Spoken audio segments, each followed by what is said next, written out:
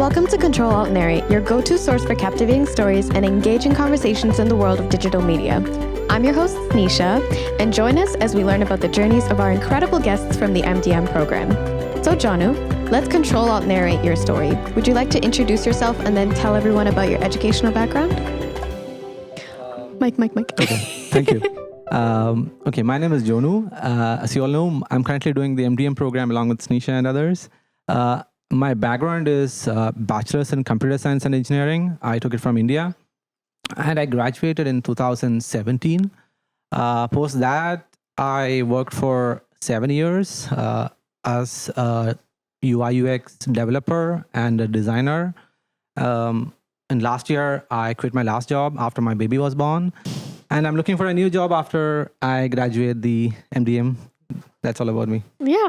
And are you enjoying the master's program so far? Yeah, absolutely. Yeah? Has it been everything that you originally thought that it was? Yes. Okay, so my primary goal was to land as a student so that the learning curve, so moving from as a professional employee to a student, the learning curve, so the things I'm learning per day has grown enormously up after being a student. So I'm enjoying it.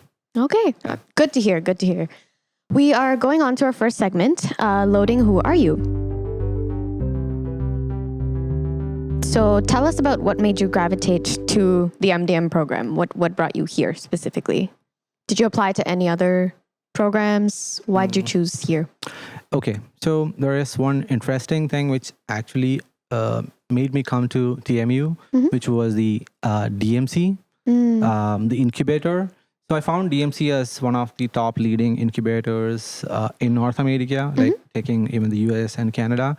So I thought coming here would have kind of an entrepreneur startup kind of environment so that I can spend time, grind, make some output, because the ultimate idea was to start a startup when I'm doing the MDM. So that is one thing which actually chose me to shortlist the universities to TMU. And MDM, the reason I chose was mostly the courses it included, which is user experience, design, interaction design, and also a little bit coding.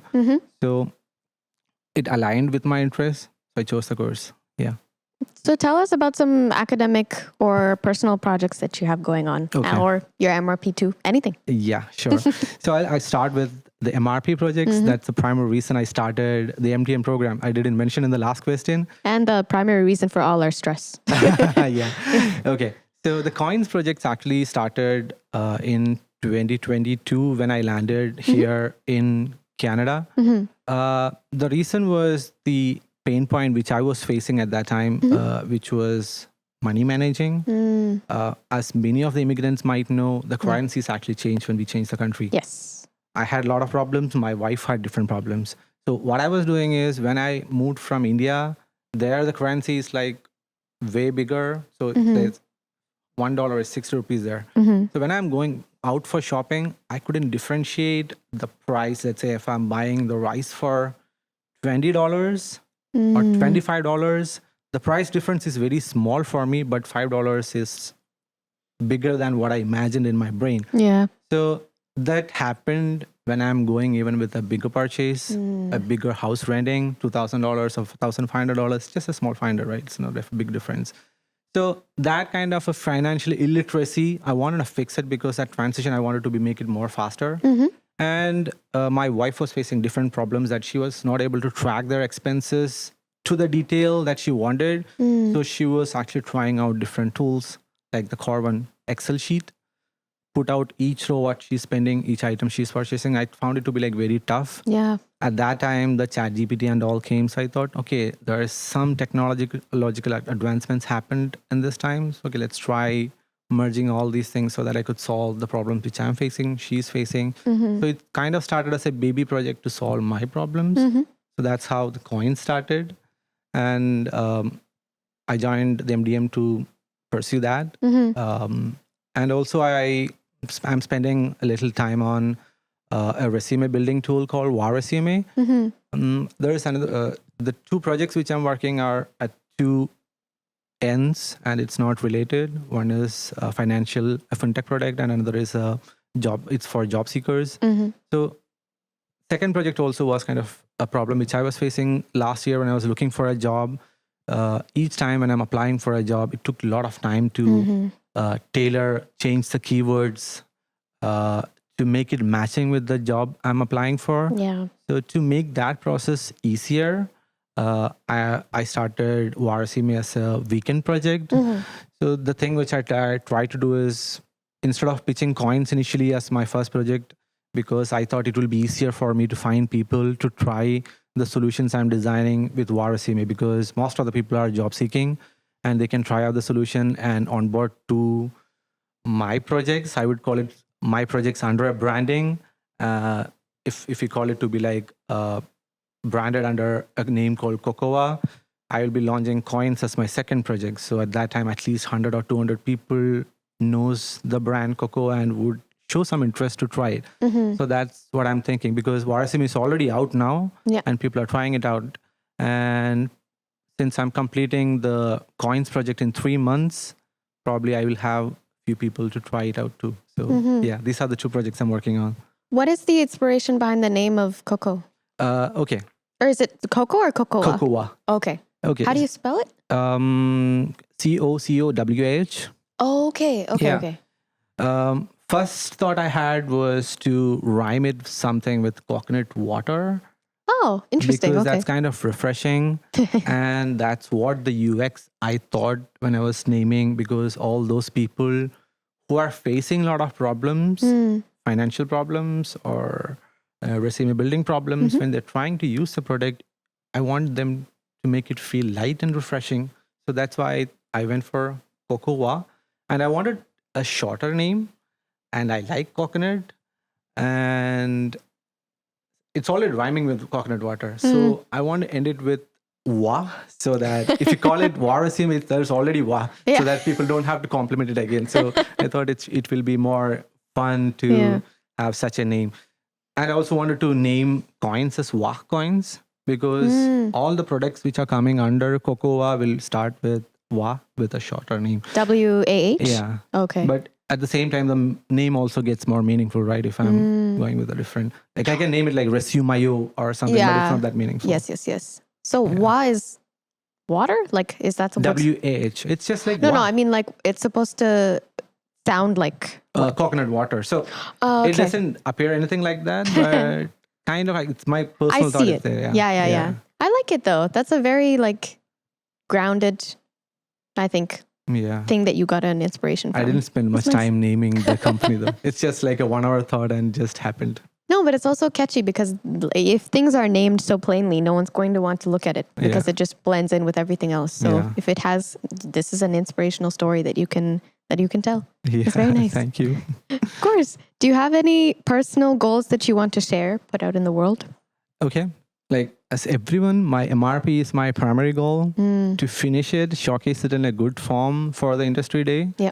But if you ask me, am I trying hard for it? No. Like, second project, since I said I've been working on it, and since it have shown some traction, I'm kind of stuck in it. I'm working on it, talking to its customers. I'm trying to stop it, not stop it, pause it this month, work on the next 2 months to finish the MRP Coins project, come back to this one after.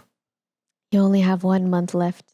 I think the MRP needs to be done by end of every day. I know. Yeah. It's a dreaded deadline. It also means that after that, school is done. Yeah. And then I don't know what's next. Have you seen the Chinese mountain rolling thing, where people just chase a rolling thing from a mountain? No, why? It's a scary thing to watch. Like, people are like falling from a mountain. Like, it's very scary to watch.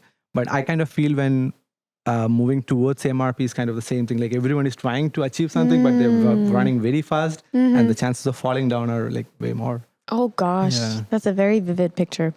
Yeah, I see. Yeah, it's like an avalanche. It's just behind you, and you're running from it, trying to get to the safe place.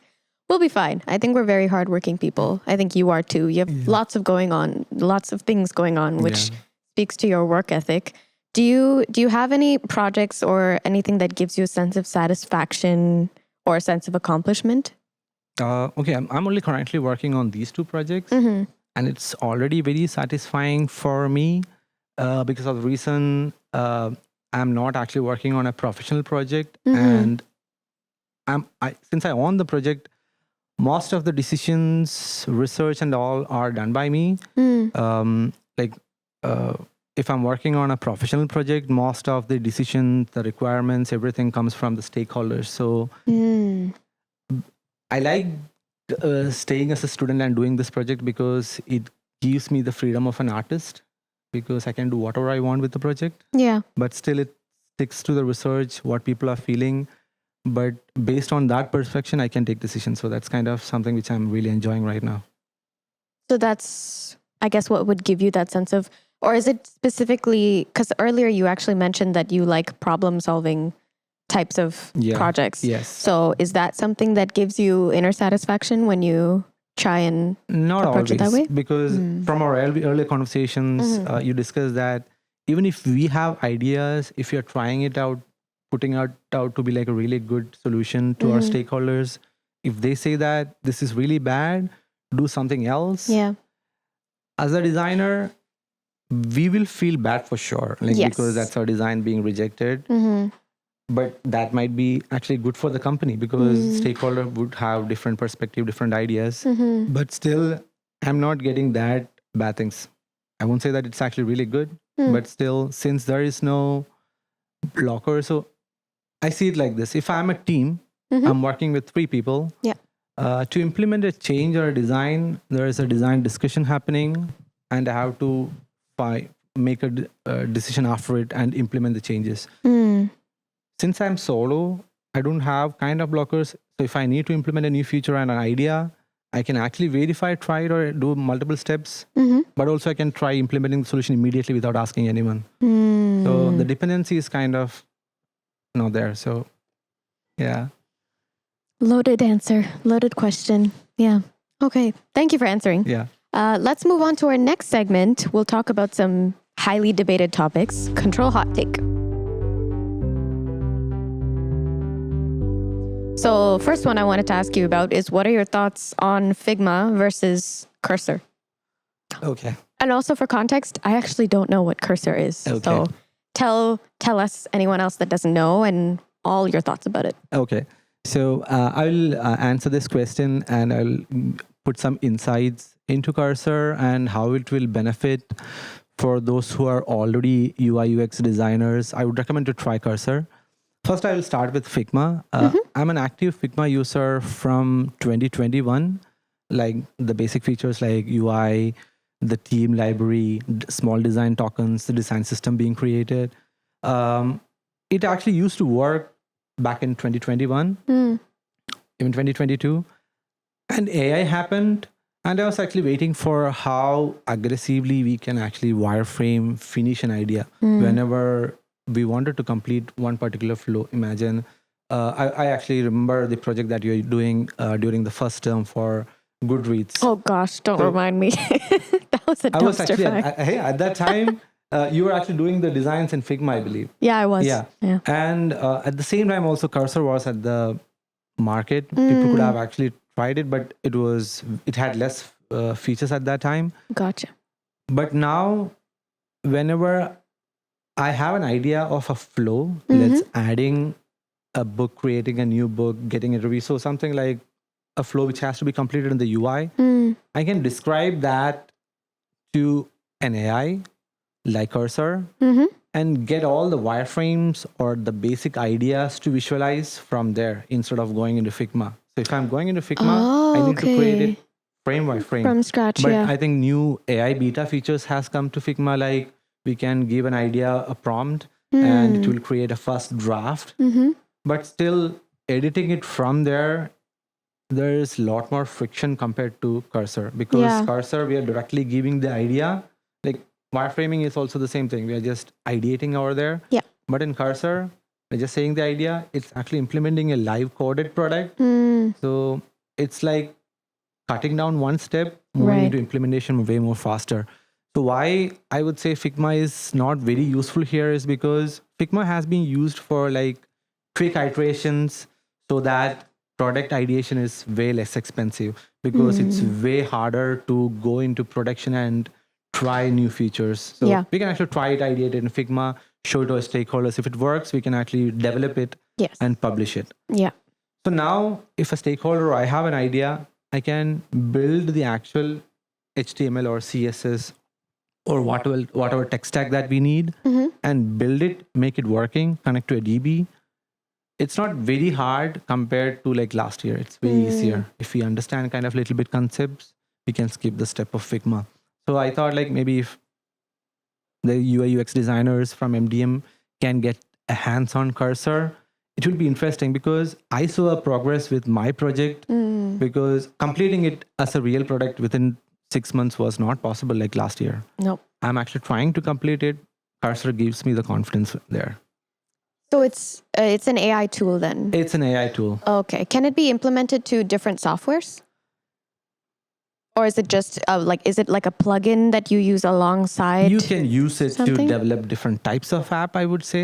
If you want to do it a mobile app, you can develop it. Okay, okay. So it is more like a Copilot.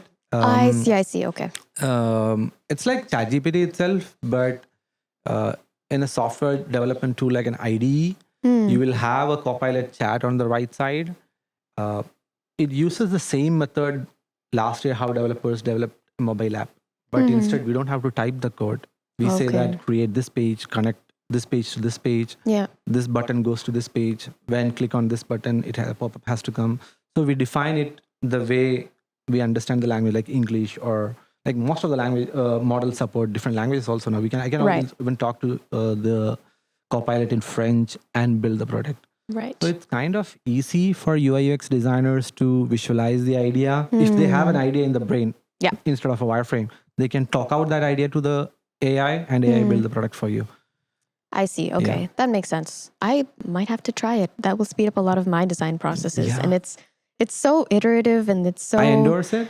Everyone should try it. If they're using if you're building a website or a software, anything related to software, try it. It should be easier. We'll try. Is there, do you think that all platforms should move towards conversational UI? And what does conversational UI look like? I'm not an expert to answer this question, but of course, that's a from fantastic question. Like, I think that transition is already happening because since I'm already in the job market applying for jobs, I see a lot of job profiles filled with the keywords conversational UI. Okay. Like conversational UI is just like ChatGPT, or we can talk or just chat with the product and get our information out of it. Oh, I see. Okay. That transition is happening, and very soon most of the software will have a transition to land into a conversational UI is what I expect, but still I think that's where the trend is leading. Okay. Yeah. Okay. So what makes a design implementation ready? Design implementation ready.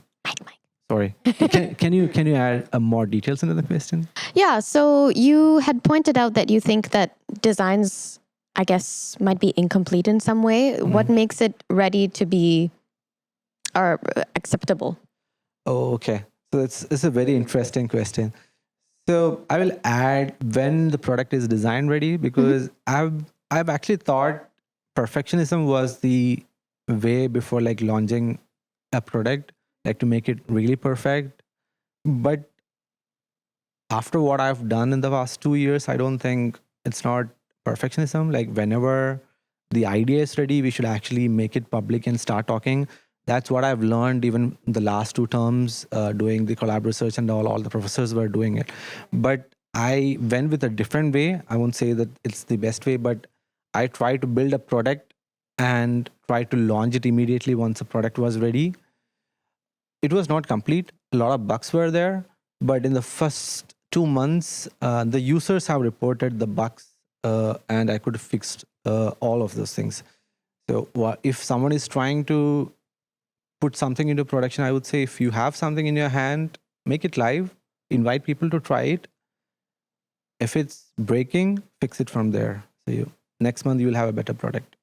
Okay. Interesting. I think also prototype creation is something that needs more more hands to make it move really quickly. I think if you're just doing it on your own, then you have to create the prototype, get it tested, and then redo it again. And then it's just a constant process. Yeah. So I guess making it implementation ready in that sense is just fully, however, you can do it independently. Yeah. So I have little more points which would make sense in this context. I'm doing a product where I'm starting from scratch. Imagine if I'm doing a product where there are already 10,000 live users. I might not be able to try different features over there because it might kill their experience which they already have. Right. Since I'm starting from scratch, I could experiment around different things and I can find out what people like. So that's what I'm doing this thing. Okay. If there's any platform, only one platform that is allowed to use AI and have it implemented in its system, what platform do you think it should be if you only had to choose one? It's already implemented. Cursor is there. I wanted it to be like for coding. Okay, I see. Okay, so something that takes away the pressure of the weight of development in design. Okay. So the current problem which I'm facing is in marketing. If everything could be automated with AI, and I'm sure that people are already doing it, but it might be a very complex process, which I'm trying to find how people are doing it. Yeah. That would be really awesome. Because if you think, if content can be created, reels can be created with AI, post automatically every day at 8 p.m., if I'm getting 100,000 likes, product sales, if there is no content team for me, that's like a huge win as a company. Yeah. Do you wonder if it would make all the content that's put out there similar to each other? Because if one big company starts using that to pump out all of their content, then other companies will start following. It's kind of like, how Apple does some things and then everyone else is like, oh, this is making a lot of money. Let's do it too. So in that sense, how do you feel about, I guess, all sorts of media starting to look the same? Because I feel like along the line, you might not be able to differentiate between, and it'll all start looking the same, and then you won't want to see marketing at all. Yeah. I have that problem with ads. I don't want to see any, unless it's a really creative, thoughtful ad. It's really hard to sit through everything. You just want to skip it. So I think most of the ads will look the same if they all follow the same strategy and all build around the same AI. It will look the same, but I'm actually thinking in kind of balanced way because the content has to be engaging and different, unique for the brand. Right. But at the same time, it's the cost. I'm not saying just the money, the time spent on recording the content video. It might be the money spent on buying the gadgets to record the video. It's way more. Imagine if I'm able to create kind of a very unique, beautiful, not looking AI generated ad using an AI, probably I might be saying like $10,000 over there. That's true. It is cost effective. Yeah. Yeah, I think the difficult part is to find a balance between how you can implement it to make it convenient, but also not replace the authenticity behind the message and behind whatever you're trying to use it for. True.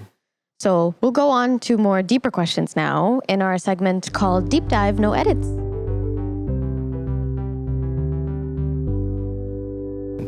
So tell me about one person that inspires you and why. Okay. I'm sure there's a lot. You have to choose one only. I'm kidding. Like most people who I have worked with, those people who are similar people who are there in the industry for 30 to 50 years. So in the first company when I joined, I worked with a person that's CEO of the company, Yanban. So he's very old, probably 70 plus at the time I met him. But why he was inspiring was he started his first company in 1990s when the ERP companies were starting, the enterprise softwares were starting. And I got an opportunity just to meet with him. I never worked with him or anything, but still, I used to hear a lot of stories of him coming to India. He built, the city Hyderabad, right? Yeah, when the city was starting it was just a rock city at that time. So when it was starting, he just came, built IT parks, invited companies to start. So at that time is when the Indian IT grew. So that was one person I actually got inspired. And that was my learning time. And very recently, I've been following a lot of people who are doing lean startups. So, like 1 or 2 person teams doing software businesses and winning. It was very tough 2 years back. A few of my seniors from my company who have left years back are actually doing it. I'm kind of following them. So there's one guy called Rishi. He used to work with Big Bannery when I was there in 2023. So he started one company, grew it to 100,000 ARR. So it's kind of good money. And it's kind of a software engineer salary that he's earning. So his product is going good. And he started the second product. So I'm following. It's kind of inspiring to see a single person is driving this much productivity. So yeah. It takes a lot of work ethic and discipline to start something on your own and then stick with it. Probably not a lot of discipline, I would say. It's just chaos, but continuously grinding.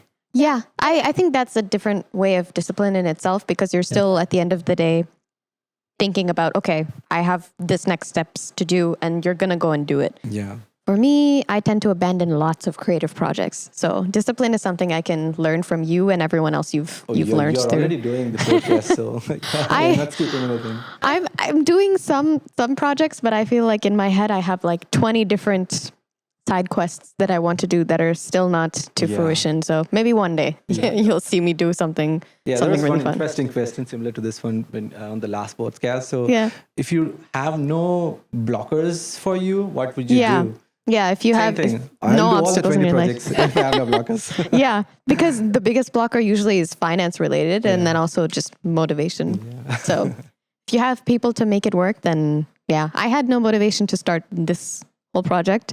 But then my lovely producer, Alicia, she was like, you should do it. You have the team. And I'm sure everyone's heard the story a billion times, but it started as a joke and now it's an awesome thing. So I'm very happy it's come to fruition.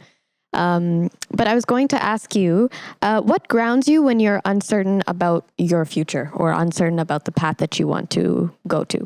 Okay.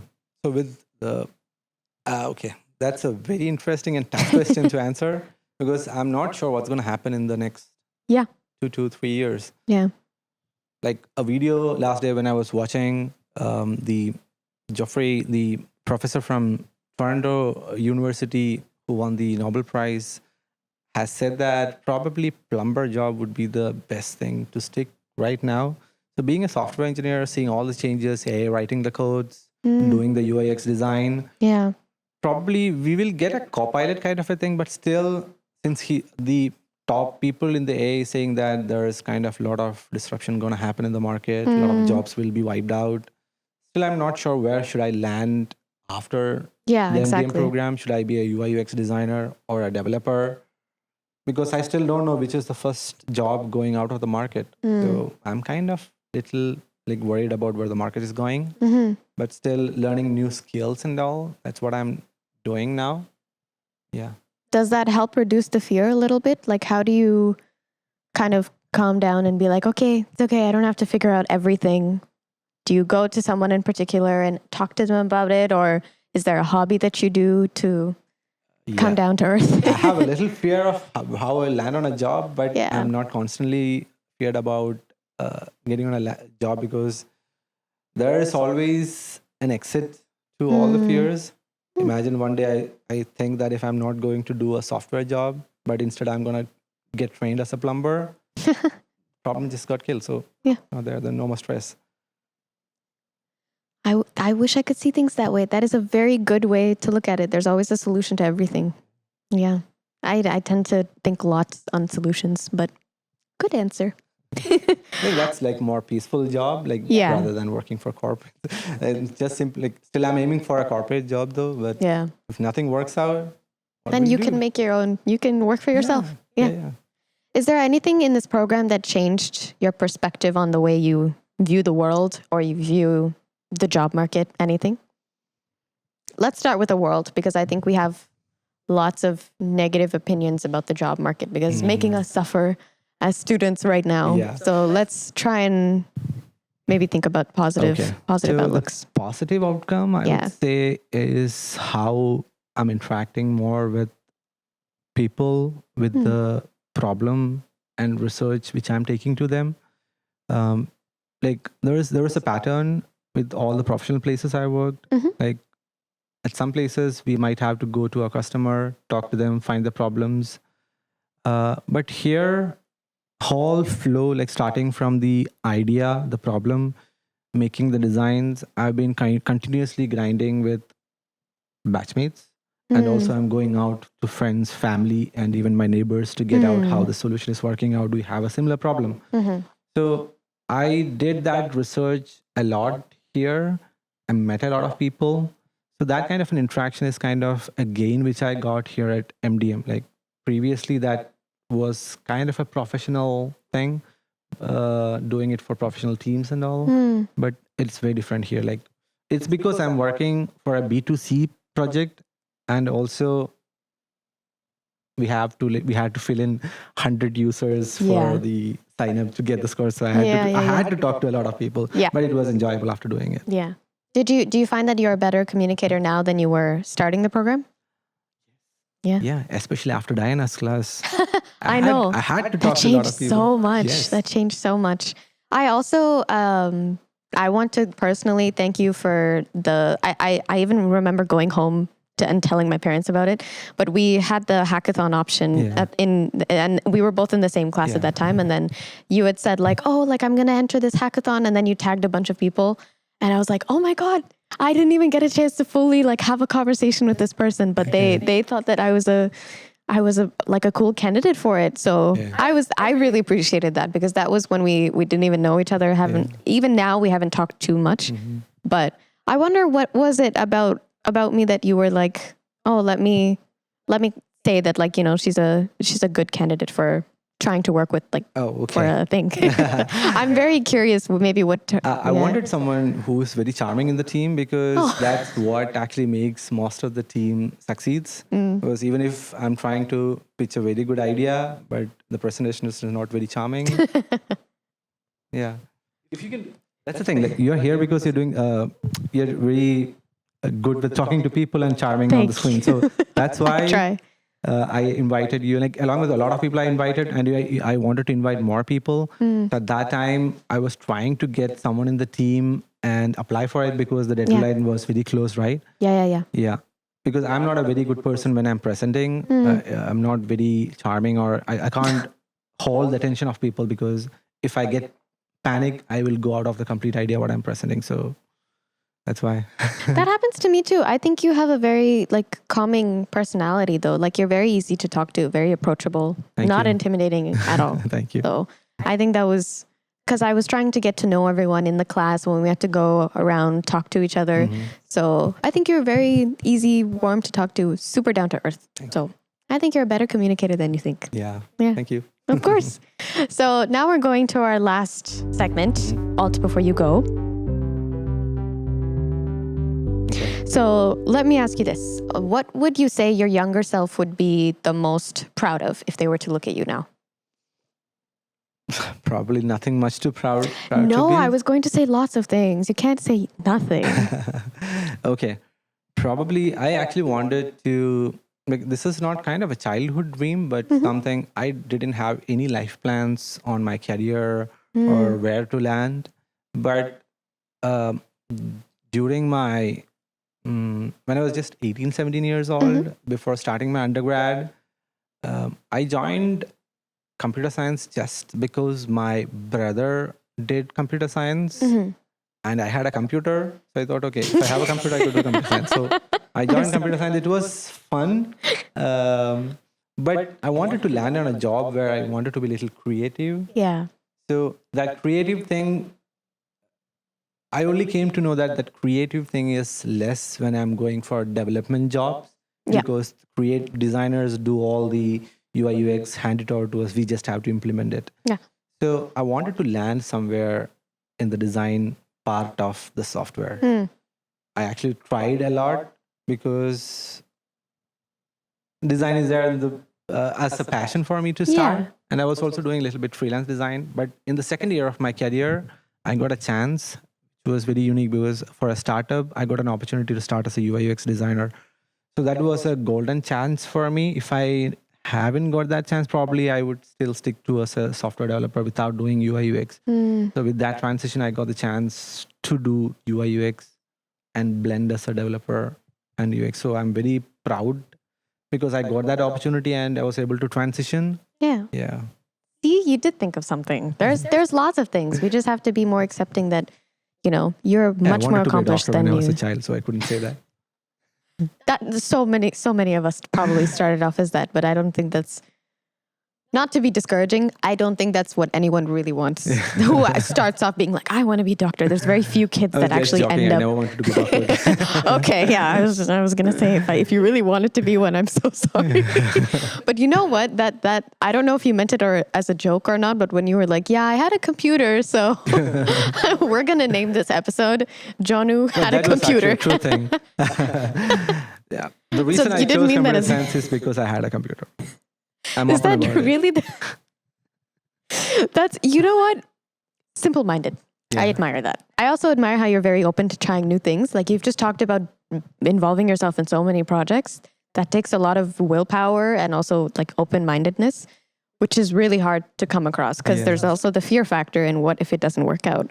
Okay, so I want to talk to you first. Why did you Oh, choose no. MDM? Was it a tough decision for you to choose MDM or any other courses that you took previously? I will be very honest in my answer. I think the program chose me because I applied to 2 programs. And in my head, I was like, I'm not going to apply to any programs that take longer than a year or 2 because I was coming from a super research-based program in my undergrad. I did human behavior.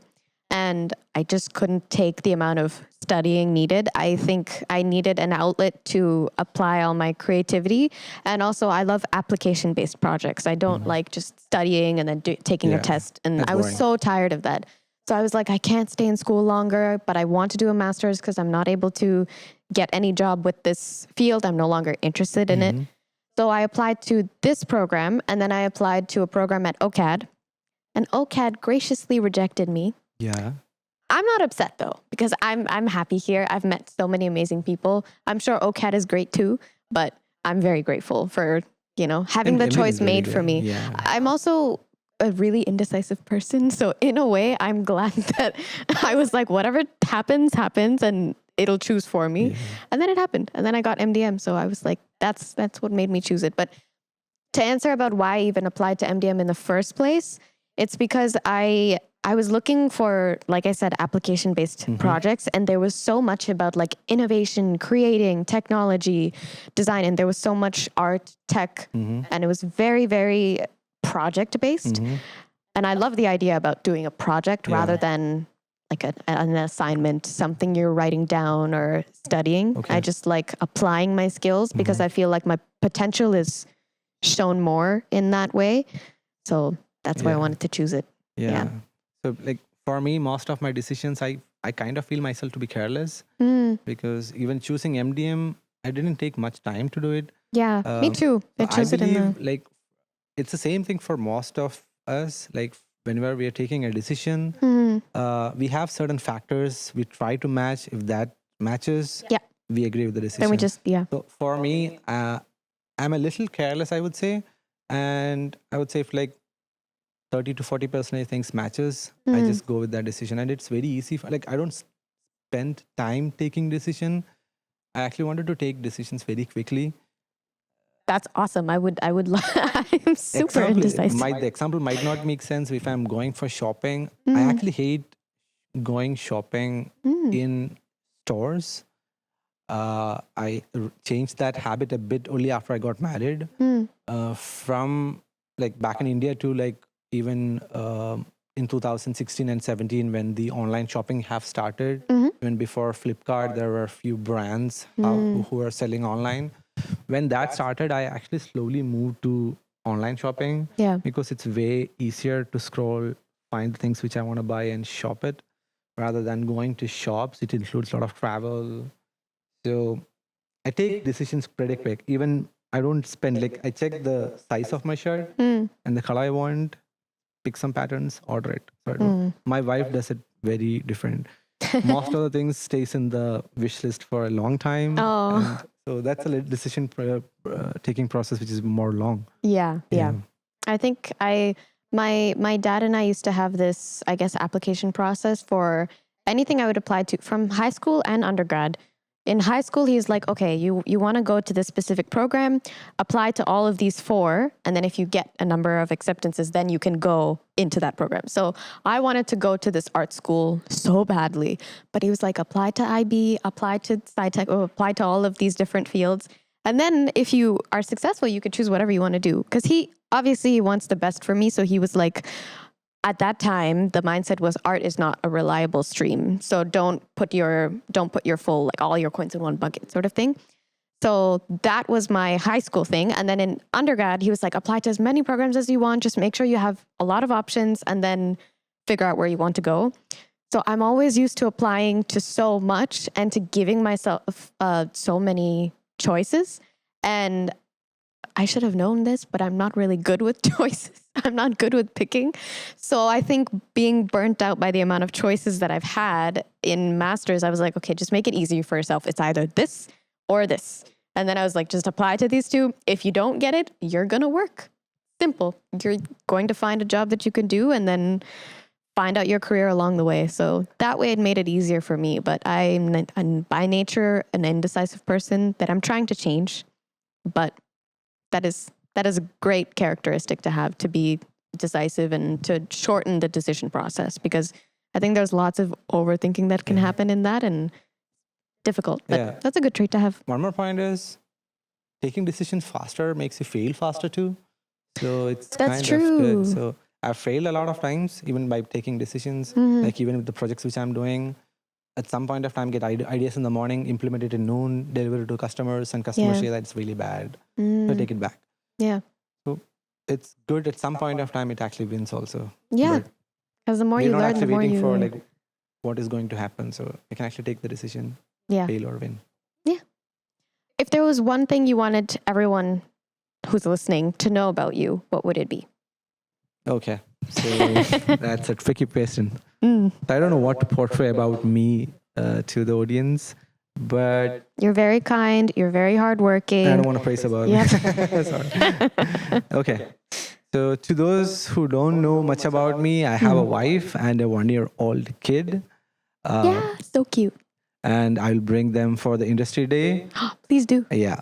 And I also love taking pictures. So if anyone is trying to get a headshot or probably street photography, I'm not good at it, but I can give it a try. He's great at photography. Ping me. So good. I'll come to you. I don't have that much gadget, but I have a very good camera. Let's rent out more flashes, lights from TMU and do it. Yeah. And also I have one more thing. So if anyone is trying to apply for a job, for sure, everyone is graduating this August. So you can actually try our resume. It will help you to tailor your resume to make it matching and winning towards the job that you're applying for, so that you can increase the chances of landing for an interview. You can try a coupon, Resume Boost 3. Probably you can also share with the Procast or something. Of course, yeah. So that you can apply it and get 3 months of Pro, which is worth $27. Nice. Yeah. Just give it a try and give feedbacks. Thank you. Okay, of course. And last question, what is one philosophy or ideology that you try to follow in life? Yeah. So this is related to all the services which I'm doing.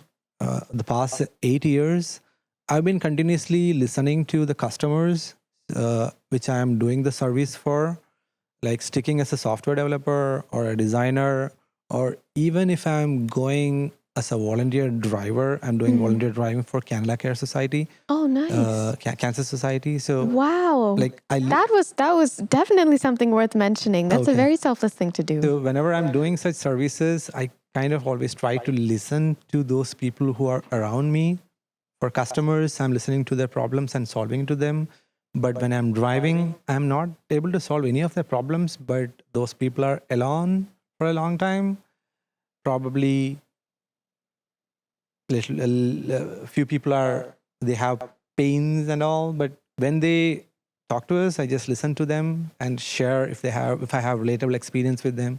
So kind of an open conversation with them kind of makes the entire experience really better, even if I'm building a product or I'm driving a car. So yeah, and you said you were bad at communicating. That is such a lie. That's a very charming thing to do. Yeah. I think the most important part about communication is listening. yeah. So you can't communicate with someone if you don't really listen to them, and you have. So Yeah, true. that's awesome. Thank you. You should be very proud of yourself. Thank you. But thank you so much for joining me on the podcast. It was a pleasure listening to you. It was my pleasure. And I'm so glad that you enjoyed. I'm very happy that you made the time to step away from your busy life and come on this. I'm sure lots of people will be very interested to hear what you have to say. And to our listeners, thank you so much for your time and support. And we will see you on our next episode. Bye-bye. Bye.